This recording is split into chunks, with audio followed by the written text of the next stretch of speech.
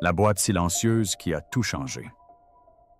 En 1922, Howard Carter ouvrit l'entrée scellée du tombeau du roi Toutankhamon, captivant le monde entier par sa fascination pour l'or. La diffusion rapide de la nouvelle a enflammé les imaginations quant à l'existence de trésors cachés depuis des millénaires. Pénétrer dans le tombeau, c'était comme entrer dans un monde surréaliste d'une beauté exquise. Chars royaux, mobilier luxueux, reliquaires ornés de pierres précieuses, et le masque d'or a coupé le souffle qui continue d'émerveiller. Cette découverte extraordinaire demeure sans égale dans le domaine de l'archéologie, consacrant Carter à l'histoire. L'éclat et la splendeur des objets attiraient tous les regards, les plus grands et les plus éblouissants. On prenait des photos, on remplissait des carnets de croquis et d'observations sur l'or. Pourtant, au milieu de cette fascination pour la richesse, une entité minuscule et discrète demeurait dans l'ombre. Elle ne brillait pas. Elle ne se faisait pas remarquer. Et pourtant, elle recelait une histoire plus profonde que n'importe quelle couronne royale ou pierre précieuse. À l'intérieur du tombeau se trouvait une minuscule chambre appelée la salle du trésor. Carter y découvrit un simple coffre en bois. Il n'y avait ni dorure, ni peinture colorée, ni symbole complexe évoquant l'autorité ou l'opulence. Entourée d'innombrables richesses, la boîte paraissait modeste et sans prétention, et de prime abord, sans signification particulière. À l'intérieur, on découvrit des cercueils de 2 minutes, disposés côte à côte. Ces cercueils étaient si petits qu'on pouvait les tenir dans les bras. L'un d'eux mesurait à peine plus de 48 cm de long. Sculpté dans un seul bloc de bois massif, il témoignait d'un grand souci du détail, malgré l'absence de toute décoration. Lorsque Carter et son groupe les ouvrirent, ils firent une découverte surprenante. À l'intérieur de chaque petit cercueil se trouvait un autre cercueil, un mystère silencieux imbriqué dans un autre mystère. Les sarcophages intérieurs étaient recouverts de délicates feuilles d'or. Les plus petites momies découvertes en Égypte étaient enveloppées dans du lin. Il ne s'agissait pas de nourrissons ayant connu la vie et la mort, mais d'êtres à naître, 2 petites filles qui n'ont jamais eu la chance de respirer. L'une était enceinte d'environ 5 mois, tandis que l'autre était plus avancée, estimée entre 7 et 9 mois. Cette dernière était presque prête à naître, sur le point de découvrir la vie. Le roi Toutankhamon est le père de ces filles. Des spéculations ont surgi quant à la véritable nature des liens entre les enfants et le jeune roi. Certains ont émis l'hypothèse qu'ils avaient été placés là à des fins cérémonielles. D'autres croyaient qu'ils symbolisaient un nouveau départ pour le roi dans l'au-delà. La vérité demeurait un mystère, et la situation restait floue. Faute d'informations claires concernant les 2 petites momies, elles furent transférées à la faculté de médecine du Caire et conservées en lieu sûr, à l'abri des regards. Elles ne furent exposées au public ni intégrées à aucune exposition populaire ayant captivé les spectateurs du monde entier. Au lieu de cela, elles furent considérées comme un mystère insoluble, laissées à l'abandon dans un isolement paisible. Près d'un siècle s'écoula. En 2008, un changement significatif se produisit en Égypte. Zahi Hawass, responsable des antiquités du pays, a dévoilé un projet ambitieux.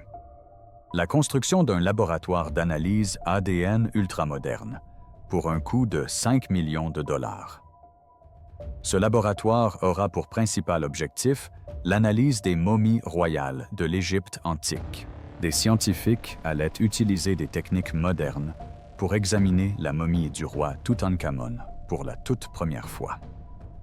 De plus, ils allaient procéder à des analyses sur les 2 petites momies découvertes dans un coffret en bois, marquant ainsi un tournant historique. L'objectif semblait simple: déterminer la validité de la paternité des enfants. Cependant, ce projet comportait un risque important. Avec le temps, l'ADN ancien se détériore, devenant fragile et dispersé. De plus, Le risque de contamination par les personnes ayant été en contact avec les momies a suscité des inquiétudes. Certains experts ont exprimé leur scepticisme quant aux chances de succès, craignant que les résultats ne soient pas fiables. L'équipe a néanmoins poursuivi ses efforts. Avec précision, ils ont minutieusement foré les os compacts des petites figurines afin d'en extraire des échantillons intacts. Cette découverte a permis de répondre à la question initiale. Il a été confirmé que ces jeunes gens étaient bien des descendants du roi Toutankhamon. Cependant, cette révélation ne marquait que le début de l'enquête. La véritable révélation était bien plus importante et encore plus inquiétante. Dans ces cadavres abandonnés, l'ADN a permis de retracer l'ascendance complète du roi. Le masque d'or de Toutankhamon, symbole de la fragilité du roi, est célèbre, mais peu comprennent la véritable essence de celui à qui il appartenait. Toutankhamon n'était pas un puissant souverain sur le champ de bataille, et son héritage ne se résume pas à de grandes réalisations architecturales ou à des guerres victorieuses. Sa vie fut marquée par la brièveté, la solitude et la souffrance, dissimulée sous une façade d'opulence et de splendeur. Malgré son cadre fastueux, Toutankhamon était un homme fragile, accablé par le poids de son rang royal. En 2005, des chercheurs ont examiné sa dépouille, embaumée grâce à des techniques d'imagerie de pointe. Leur objectif était simple: élucider le mystère entourant sa mort. On soupçonnait depuis longtemps un acte criminel, notamment un coup fatal à la tête porté par une connaissance de confiance. Cependant, les examens ont réfuté cette théorie, ne révélant aucune trace de traumatisme. Le trou dans son crâne, révélé par les scanners, était dû au processus de momification et non à un acte violent. Les scanners ont mis au jour une vérité tragique. Toutankhamon était né fragile. Malgré sa taille d'environ 1,68 m, son corps manquait de force. Son pied gauche était gravement tordu et ses orteils étaient nécrosés. Chaque pas devait être une véritable torture pour lui, tant il peinait à marcher normalement. Sa claudication était un rappel constant de ses souffrances physiques. Des preuves en ont été découvertes dans sa sépulture, où plus de 130 cannes ont été mises au jour. Ces cannes n'étaient pas de simples accessoires décoratifs symbolisant l'autorité, mais bien des aides pratiques portant les marques d'un usage intensif. Les poignets étaient polis par une utilisation fréquente, tandis que leurs extrémités étaient usées par le contact régulier avec le sol. Il était évident que ce monarque, malgré son jeune âge, avait besoin d'aide pour marcher et se déplacer avant même d'avoir atteint sa pleine maturité. À cette époque, les œuvres d'art le représentent souvent assis, contrairement à la représentation habituelle des rois debout. Sa préférence pour la position assise n'était pas liée à un confort personnel, mais plutôt à des raisons pratiques. D'autres problèmes étaient également visibles sur les examens. Il présentait une fente palatine, ce qui lui causait des difficultés d'élocution et d'alimentation en raison d'une ouverture au niveau du palais. De plus, sa colonne vertébrale présentait une courbure anormale, exerçant une pression constante sur son corps.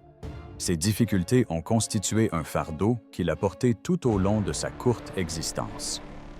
Son décès n'a pas été soudain, mais plutôt l'aboutissement de la convergence de diverses vulnérabilités. Ankhesenamun était non seulement son épouse, mais aussi sa demi-sœur.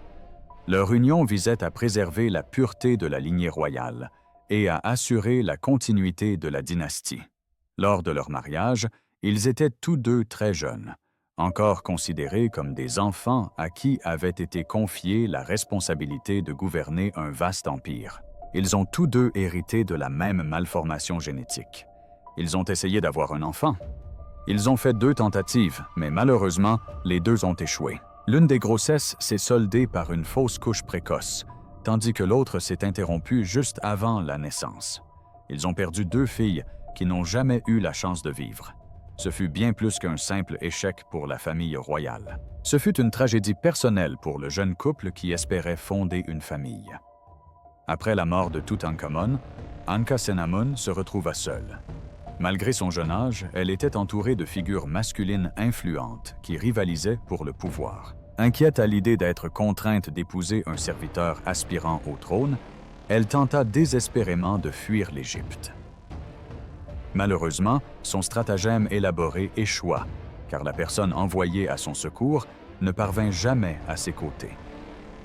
Finalement, elle disparut des archives historiques. Peu à peu, son nom tomba dans l'oubli. Ses paroles ne se firent plus entendre.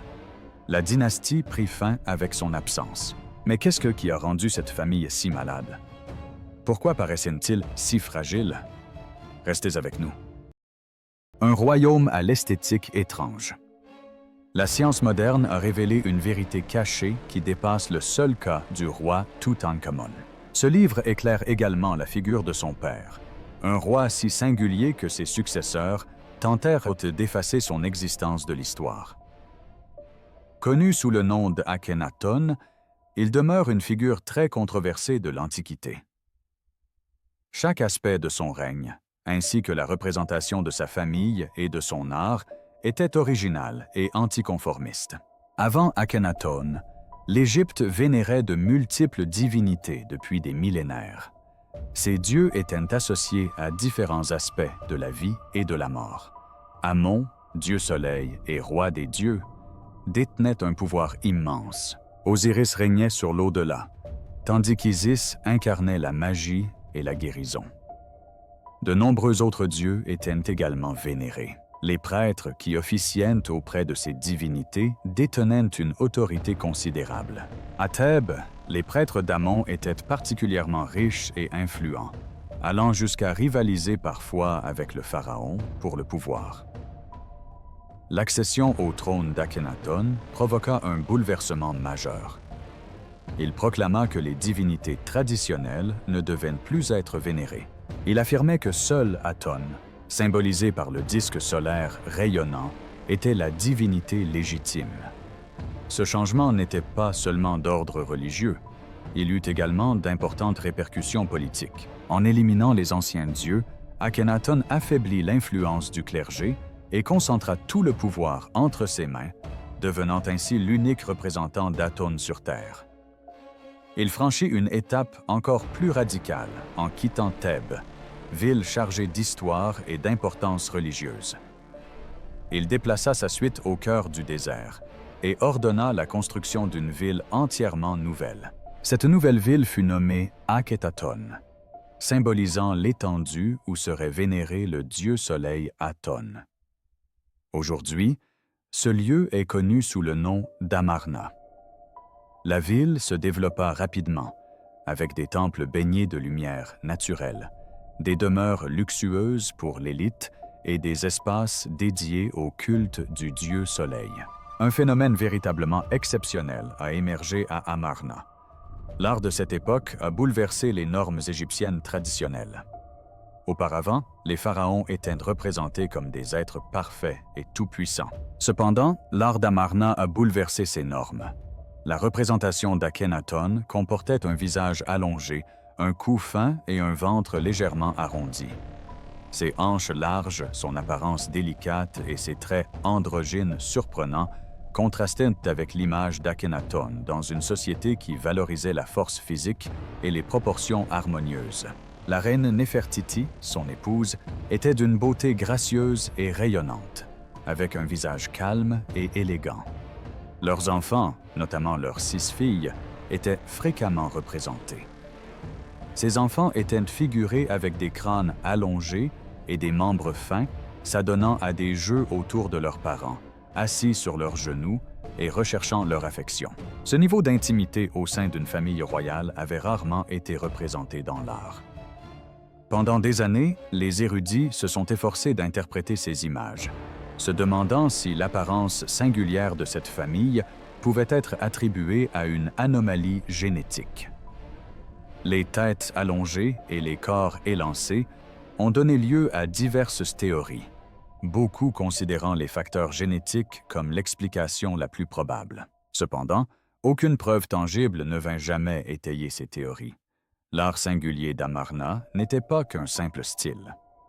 Il reflétait la volonté d'un souverain qui rejetait le passé et cherchait à remodeler le monde à son image. Elle révélait une famille sans pareil, à la fois tendre et fragile. À la mort d'Akhenaton, ses idées furent rapidement effacées, sa ville abandonnée, son nom rayé des monuments, son art enterré.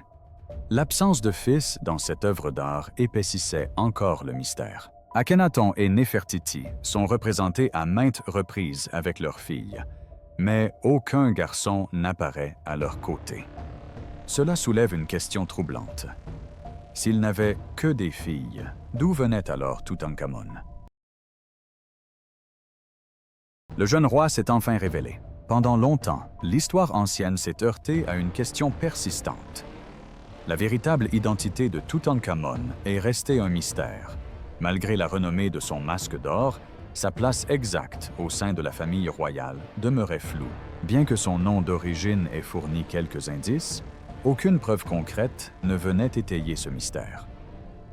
Ce dernier demeura obscur pendant des millénaires, attendant le moment propice pour être révélé. On sait que Toutankhamon n'a pas toujours porté le nom sous lequel il est célèbre. Initialement nommé Toutankhaton, son prénom signifie « représentation de la forme vivante d'Aton ». Ce nom le rattachait au bouleversement religieux extraordinaire et influent d'Amarna et l'associait au souverain anticonformiste Akhenaton. Cependant, la nature exacte de ce lien demeurait obscure. Certains supposaient que Toutankhaton était son fils, tandis que d'autres évoquaient un lien de parenté plus éloigné, par commodité. La réalité de leur lien fut obscurcie par des archives incomplètes et des preuves historiques effacées. À la mort d'Akhenaton, après un règne de 17 ans, son empire s'effondra rapidement. La transformation religieuse qu'il avait initiée disparut avec lui. Les prêtres d'Amon, autrefois marginalisés, reprirent rapidement le pouvoir, faisant preuve d'une cruauté sans bornes. Un garçon de 9 ans à peine fut enlevé et oint comme nouveau souverain. Cet homme n'était autre que Toutankhaton. Peu après, il dut changer de nom. Toutankhaton devint Toutankhamon, incarnant Amon. Ce changement de nom revêtait une importance considérable, symbolisant la disparition d'Aton et la renaissance des divinités antiques. Le jeune souverain reçut l'ordre de quitter Amarna. La cité jadis florissante du désert était désormais désertée, succombant peu à peu aux éléments tandis que le sable envahissait ses temples et ses demeures, la faisant sombrer dans l'oubli. Les successeurs d'Akhenaton étaient résolus à effacer toute trace de son existence. Ils détruisirent les temples qui lui étaient dédiés, brisèrent les statues et effacèrent son nom et son image des murs. Dans les archives officielles, son règne fut omis, comme si la chronologie passait directement de son père à Toutankhamon. Cette supercherie perdura pendant près de 3 millénaires. Suite à la catastrophe, la lignée de la famille royale se complexifia. L'identité de la mère de Toutankhamon demeura incertaine. Le souverain de Kiel, Smenkhkare, second d'Akhenaton, resta lui aussi entouré de mystères. Des documents délibérément endommagés contribuèrent à la confusion, dans le but de semer le doute. Les scientifiques modernes pénétrèrent dans un monde fracturé, confrontés à un défi de taille dans leur étude de 2 petites momies. Leur mission était de percer un secret occulté par des rois craignant les conséquences. Malgré le laboratoire préparé, l'ADN ancien recelait des secrets bien gardés, difficiles à dévoiler. La sœur cachée derrière le trône. En 2008, l'annonce de Zahi Hawass concernant les tests sur les momies royales a suscité une vive polémique à travers le monde. Cette décision était considérée comme importante, la lignée d'un pharaon étant un sujet très controversé dans l'histoire antique. Les experts craignaient des erreurs, des conclusions hâtives ou des résultats influencés par des facteurs externes plutôt que par les faits. Le poids des attentes était immense dès le départ. Hawass s'était longtemps opposé à ce que des équipes étrangères examinent les restes royaux d'Égypte, insistant sur le fait que les Égyptiens devaient mener les recherches sur leur propre sol, dans le respect de l'histoire. Un laboratoire ultramoderne, financé par Discovery Channel à hauteur de 5 millions de dollars, a été construit au sein du musée égyptien du Caire. Son objectif était de lutter contre la contamination, principal obstacle à l'étude de l'ADN ancien. L'ADN ancien est assez fragile et s'altère facilement avec le temps, se fragmentant en petits morceaux. De plus, ces momies ont été manipulées, analysées et déplacées à de nombreuses reprises depuis leur découverte. Chaque personne ayant été en contact avec elles a involontairement laissé des traces de son propre ADN, si bien que l'ADN moderne masque les restes anciens comme une fine couche de poussière. Retrouver le matériel génétique authentique au sein de l'ADN ancien s'apparentait à la recherche d'un grain de sable immaculé au milieu d'un tas de terre. C'est pourquoi de nombreux spécialistes ont émis des réserves quant au projet. Certains ont averti que, sans vérification des résultats dans un autre laboratoire, des erreurs pourraient survenir. Le projet a néanmoins continué de progresser. L'équipe était consciente de l'importance de la prudence, de la méthode et de la précision.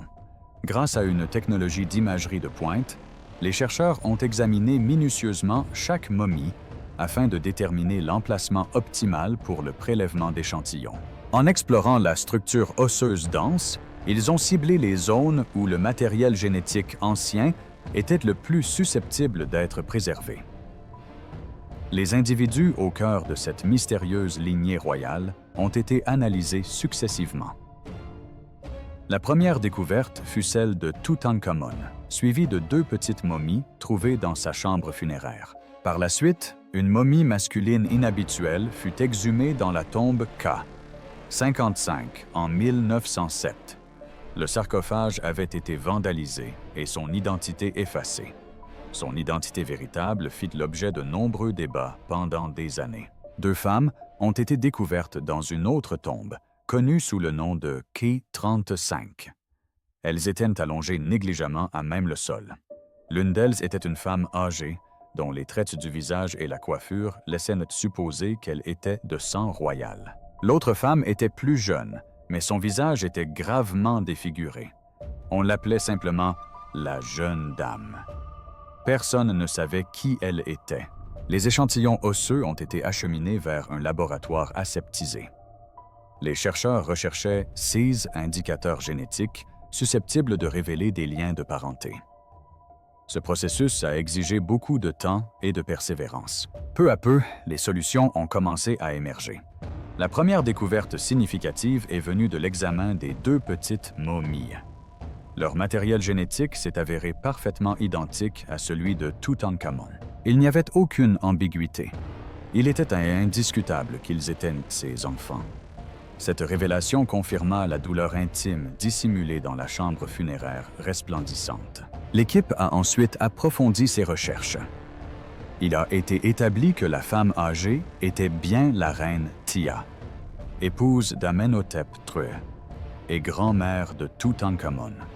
Le corps momifié découvert dans la tombe KV55 a été identifié comme étant celui de son fils, ce qui ne pouvait signifier qu'Akhenaton, le roi connu pour ses convictions radicales. Finalement, le père de Toutankhamon fut formellement identifié. Une question demeurait cependant. Qui la mère de Toutankhamon avait-elle mise au monde? La réponse fut apportée par la jeune femme. Les résultats de ces tests génétiques ont révélé une information surprenante. Contrairement aux idées reçues, elle n'était ni Néfertiti, ni une épouse moins connue, ni une étrangère au trône. À la surprise générale, elle a été identifiée comme la sœur biologique d'Akhenaton, née d'Amenhotep III et de la reine Tia, partageant ainsi la même lignée que son frère. La lignée de Toutankhamon remontait à une union entre frères et sœurs. Cette révélation a permis d'éclaircir bien des points, notamment la santé fragile du jeune roi et ses nombreux problèmes de santé. Cela a permis d'élucider les raisons des fausses couches de ses enfants. La fragilité de la lignée royale n'était plus un mystère. Elle découlait d'années de mariages consanguins au sein de la famille, destiné à préserver la pureté de l'autorité. La jeune femme est restée anonyme, son nom oublié comme tant d'autres. Pourtant, sa dépouille recelait une histoire indicible, impossible à effacer. Elle était la sœur inconnue, le parent oublié, la pièce manquante du puzzle, celle qui n'a jamais été retrouvée. Le secret n'était plus enfoui dans le sable ni dans la pierre. Il était inscrit dans les os eux-mêmes.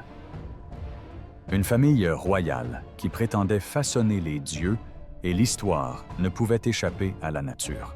Le secret fraternel a levé le voile sur le mystère et révélé la vérité, à la fois silencieuse et douloureuse, qui se cachait derrière l'histoire du plus célèbre roi d'Égypte. Comment cette union entre frères et sœurs a-t-elle influencé le destin de Toutankhamon?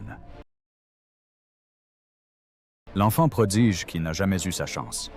Pendant un siècle, l'or a fasciné le monde.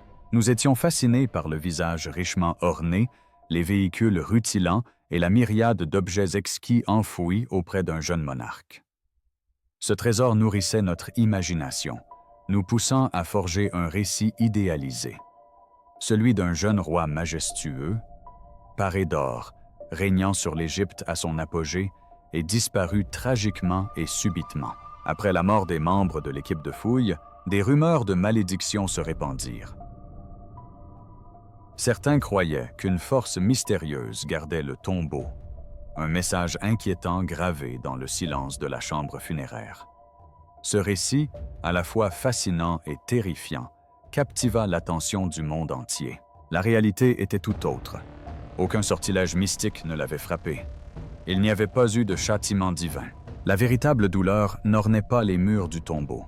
Elle résidait au plus profond de Toutankhamon. La véritable histoire ne s'articulait pas autour du mystère. Elle portait sur le domaine scientifique et était plus tragique que n'importe quel mythe. En 2010, une équipe de scientifiques a accompli une prouesse inédite pour les archéologues. Grâce à un laboratoire d'ADN portable, ils ont prélevé avec précision des échantillons sur les restes de Toutankhamon et de sa famille. Cette découverte n'était pas une simple révélation, mais bien une révélation familiale, longtemps restée secrète, remontant à plus de 3 millénaires. Les résultats de l'analyse ADN ont permis de reconstituer tous les aspects fragmentés de la vie de Toutankhamon, offrant un portrait clair de sa filiation. Il a été révélé que son père était la momie découverte dans la tombe K555, identifiée comme le roi hérétique Akhenaton, tandis que sa mère était la momie désignée comme la jeune femme trouvée dans la tombe K535. Suite à cette révélation, tout a basculé. La jeune femme n'était pas une des nombreuses épouses d'Akhenaton. Elle était sa sœur, du côté de ses deux parents. Toutankhamon était issu d'une relation étroite entre un frère et une sœur. Cette alliance n'était pas une simple union stratégique visant à maintenir le pouvoir. Elle a engendré de graves conséquences génétiques. L'œuvre d'art inhabituelle de la période d'Amarna a soudainement pris tout son sens. Les érudits débattent depuis longtemps des représentations singulières du règne d'Akhenaton. La famille royale y est représentée avec des crânes allongés, des coups fins, des ventres ronds, des hanches larges et des corps aux traits presque féminins. Cela marquait une rupture nette avec les formes robustes et impeccables des souverains précédents. De nombreuses explications furent avancées.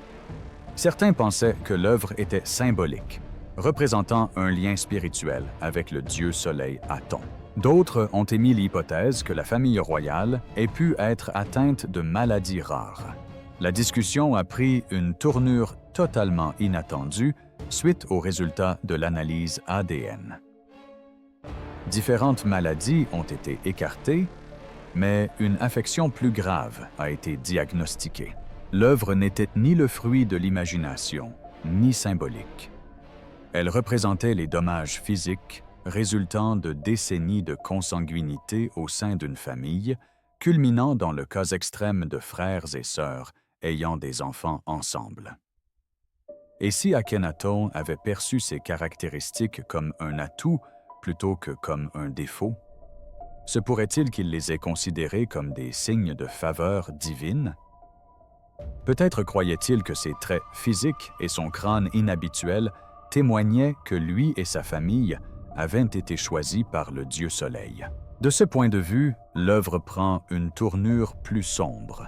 Elle se transforme en une forme de propagande qui glorifie la décadence même, qui allait finalement entraîner la chute de sa dynastie. Tout cela fut transmis à Toutankhamon.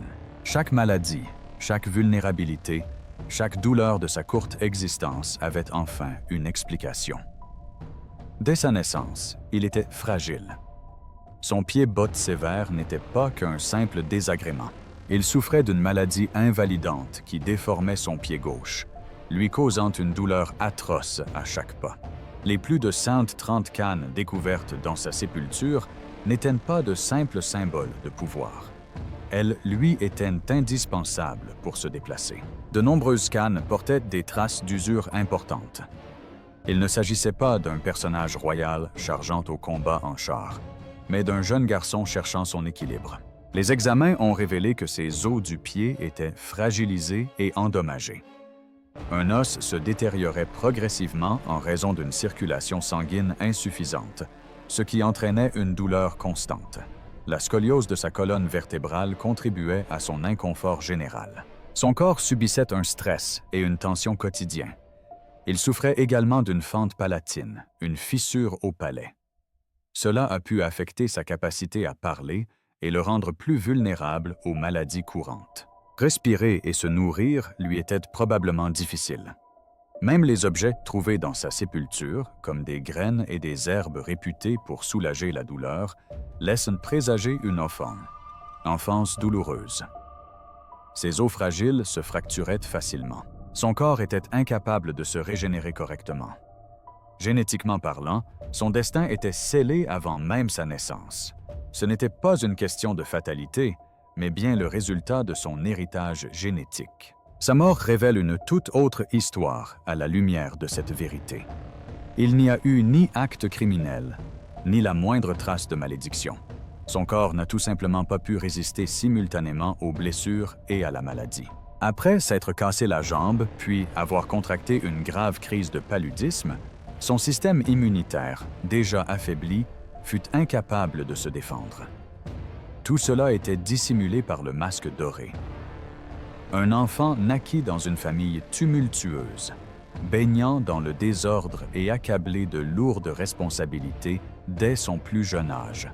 Malgré son apparence de beauté, il a enduré la souffrance toute sa vie, a brièvement exercé le pouvoir, est décédé prématurément et a laissé derrière lui des enfants qui n'ont jamais vraiment connu la vie. Le véritable drame de Toutankhamon ne réside pas dans sa mort, mais plutôt dans l'occasion manquée de vivre pleinement. Que pensez-vous des momies de fœtus? Partagez votre avis dans les commentaires. Si cette vidéo vous a plu, n'hésitez pas à la liker, la partager et à vous abonner à la chaîne pour découvrir d'autres vidéos de ce genre. Avant de partir, regardez les autres vidéos affichées à l'écran.